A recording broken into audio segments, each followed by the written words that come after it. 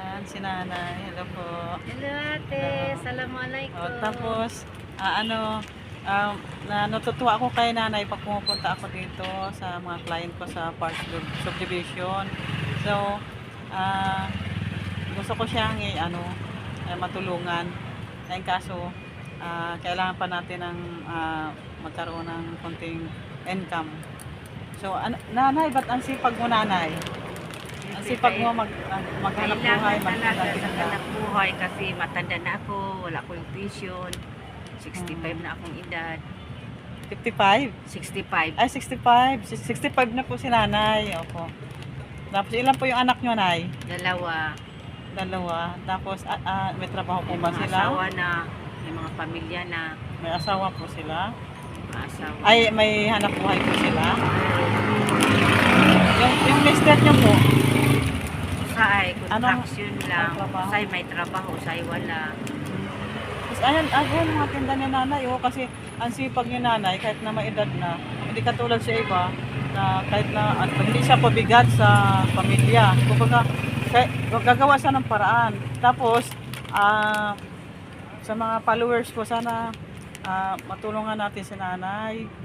So, kaya ko po ina-upload to para matulungan siya. Kasi, ang sipag ni nanay, kahit na may edad na siya, senior, kahit na may sakit siya sa tuhod. Kaya po ako pumunta rito kasi naalala ko siya. Bigyan ko po siya ng herbal pads kasi wala pa po akong maibigay sa kanya na cash.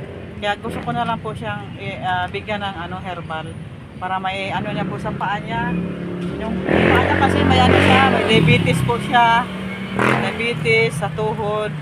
Ano pang sakit mo, nay? High blood, High blood po. taas sugar, Tapos mataas yung sugar niya. taas yung uric. Opo, kaya gusto ko siyang matulungan, mga followers ko, mga mahal kong mga followers. Sana makita niyo po ang video ni nanay. Ano pangalan niyo, nay? Adelina Padula. Si Adelina po, si nanay Adelina. So, matagal ko na siya nakita dito pag pumunta ako ng may magka-client ako dito sa Park Subdivision, yung itong na to. Yung lugar na to. Ayan. Ayan. Ayan na si nanay. Ayan mga tinda niya. Mga tinda ni nanay. Ayan yung sigarilyo. Ayan, sigarilyo. Doon pa. Tapos ayan. Diyan na hawakan mo, nay. Kasi hindi po. Ayan, kulang-kulang yung paninda niya. Kaya kailangan daw po niya puhunan. Tapos na 6 daw po siya para lang makapuhunan. Kaya sabi ko nga sa kanya, maglagay pa siya ng nilagang itlog, mga merenda. Araw-araw. O, ayan po. Kulang sa araw-araw daw po yung kanyang kinikita para makabili ng gamot. Yan, kubo lang si nanay.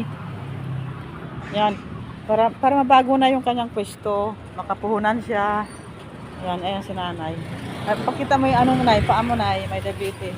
Ito, mamamanhid. Mamanhid yung paa niya.